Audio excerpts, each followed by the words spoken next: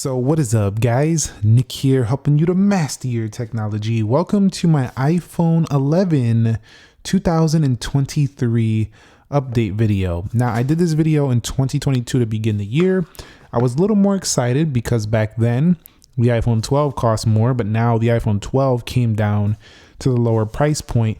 But you can find yourself the iPhone 11 at a pretty low price. I say pretty low because it's not super low, but still, I mean, you would have paid $700 for this thing new. Now let's look at this on eBay, kind of like where people sell it third party. You could see $319, $289.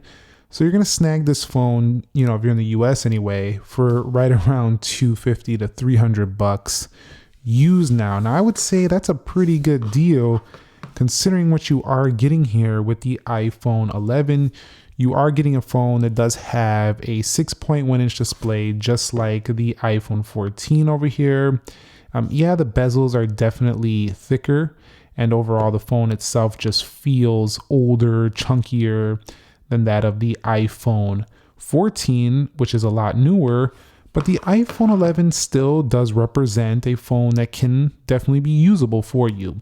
The phone itself does have the latest version of the software here, iOS 16.2 on board. And what that means is that if you are still using this or you pick one up, you're nearly going to have the same experience as somebody using the latest and greatest iPhone 14. So they can't really brag about that. Talking about the overall build quality of the phone, the aluminum edges, power button right there, overall still feels like a tank. It still feels super premium. Silent switch right there. At the bottom you could see precisionally cut holes for speaker, microphone, and we do have ourselves the lightning port right there. The phone itself just still feels quite nice. It's because mostly they didn't really change much from the iPhone 14 in 2023. Besides, we do have thinner bezels and squared edges. So the phones have felt so similar for so long, it just doesn't feel like a major change to go to something like a 14 here in 2023 when you were talking about just like, it's not like going to a foldable or a flip phone. So the iPhone 11, if you're looking for a deal, is still solid. Now, talking about the display itself, it's either a love it or hate it kind of thing with the display here for the iPhone 11, mostly because it does employ an LCD panel, something that some people think is super cheap. It's lame, doesn't look sharp enough compared to the beautiful OLED. And I did brag myself about how the iPhone 12 brought beautiful OLED, and I'm happy about that. I'm happy the 14 gives OLED at less than $1,000, but I'm not happy about 60 hertz at this price. However, when talking about the iPhone 11, the 60 hertz is not a big deal on the 11 because of what you're going to pay for it right now. And it still feels about as smooth as a 2022, 2023 iPhone 14. So that's what's really disappointing about the newer 14s having 60 hertz is they feel like phones from 4 years ago, like the iPhone 11, but that's good for the 11 buyers who are looking for a deal. So display, not the brightest out there, not the sharpest out there, and it is LCD. So do keep that in mind, but keep in mind also that, LCD does match up with a lot of laptops, a lot of desktops.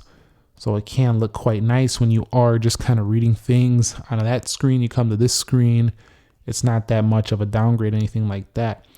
So you can see right there. Let's move on to performance. The performance of the phone can stutter a little bit from time to time. Rare unless you're doing a lot at once, which you're probably not going to be doing too much, considering that the iPhone 11 now, most iPhones are just, they don't multitask. You can kind of swipe between apps like this and go between stuff. There's floss, by the way. You can go ahead and go between things, but you can't really, you can't do split screen, nothing like that. So what the heck, what the heck are you going to do with the extra RAM on the newer phones? The iPhone 14 does have the 6 gigs of RAM, which you have 4 gigs on the 11. But honestly, guys, tell me in the comments how you're taking advantage of the 6 gigs of RAM. Is it just because you're using it for loading stuff, games? You think it's going to load things a little faster? Let me know. Honestly, I don't see the performance to be a big issue here. And when it comes to the camera system on the iPhone 11. It's also still very good. There's really no issue with it here in 2023. As a matter of fact, it's more than usable, ultra wide angle. It does have not very long zoom, but neither does this new phone right here. So nobody's really complaining too much about that besides us techies. 4K 60 is good. Front facing camera is strong. No problems here. You know, the front facing photos also pretty strong as well. Of course, they don't have the same HDR quality as the newer ones. You don't got the action mode. You don't got all that business. But you do have slow motion, time lapse, portrait.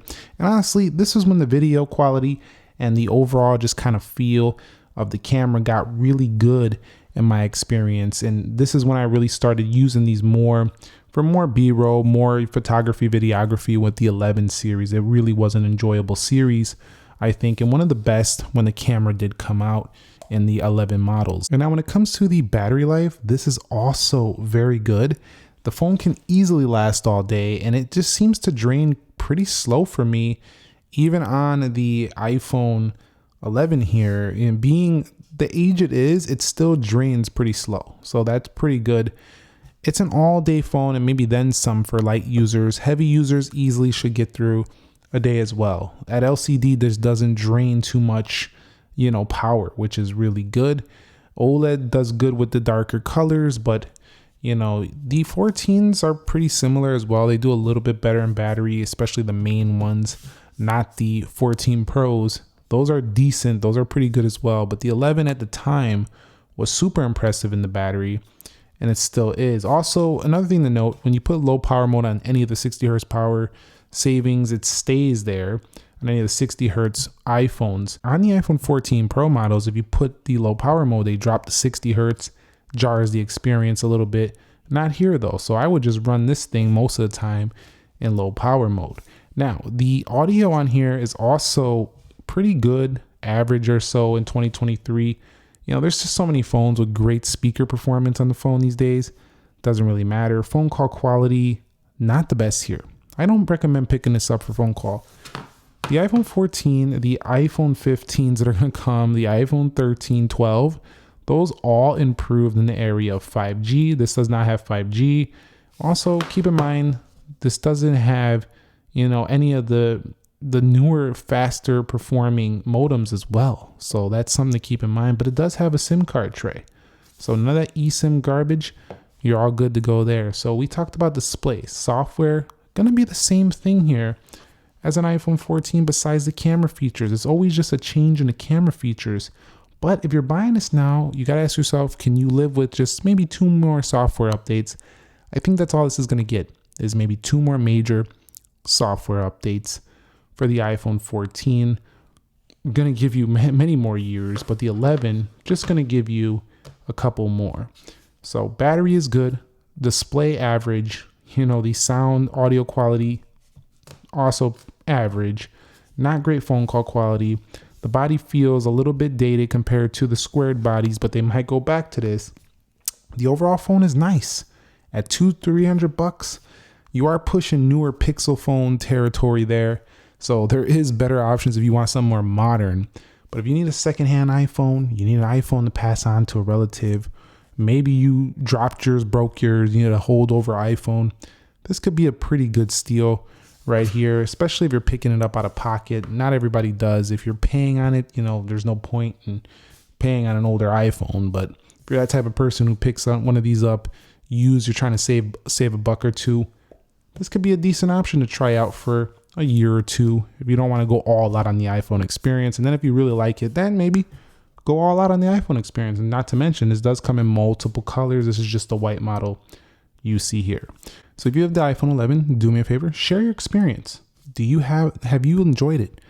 What has it been like for you? Let us know down below in the comments. Thumbs up if you enjoyed it. Subscribe if you haven't already. And let me know if you want to see any more videos like this going forward on some of our other iPhones in our 2023 series down below. I'll catch you on the next one. Nick here. Be sure to be well, and peace.